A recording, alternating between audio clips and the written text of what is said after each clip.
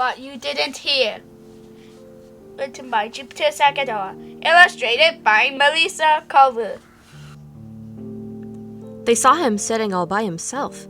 They thought he liked the quiet, but they didn't hear the soft crinkle of the snack in his hand, cool, smooth, still.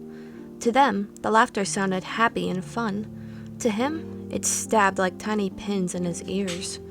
When he heard "special," his heart dropped like a stone in a pond. They saw him holding his belly. They thought he was being silly, but they didn't hear whispers behind him, eyes that didn't understand, lights that blinked and burned, words he tapped out, never read. They saw him curl up at lunch. They thought he was fussy, but they didn't hear trays scraping like thunder, voices booming like a storm, clouds thumping in his chest. They didn't hear the tag scratch his neck, an itch that wouldn't go away. They saw him cover his ears and hum.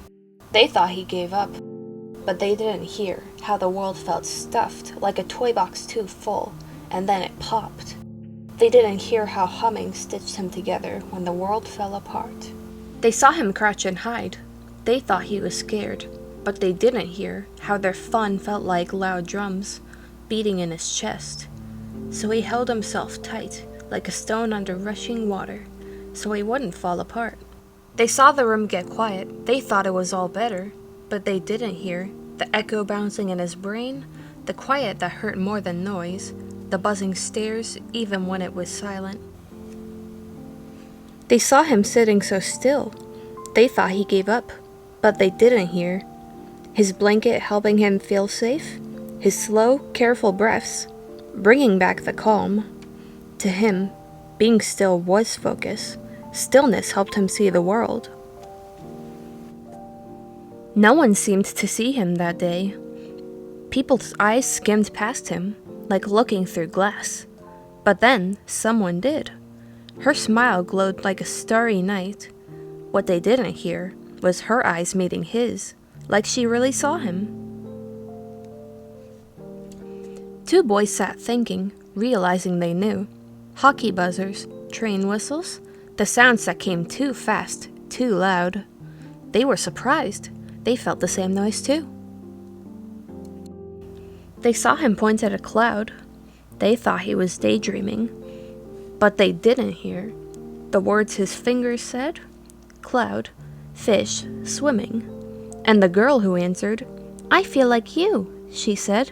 "No one sees my noise. Can you?"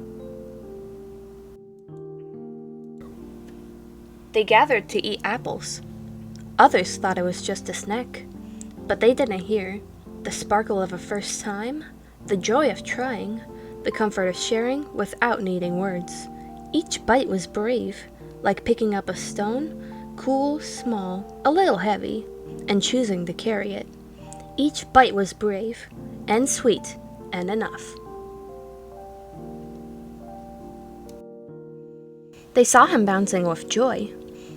They thought he was being silly, but they didn't hear how flapping had always meant happy, how his body spoke where words never could, how her smile told him he could just be him. He placed a stone in her hand. They thought it was just a rock, but they didn't hear the thank you he couldn't say, for her quiet, for her eyes that listened, for being still without needing to speak. They didn't need to talk. Together in a moment, and for the first time, they both felt heard.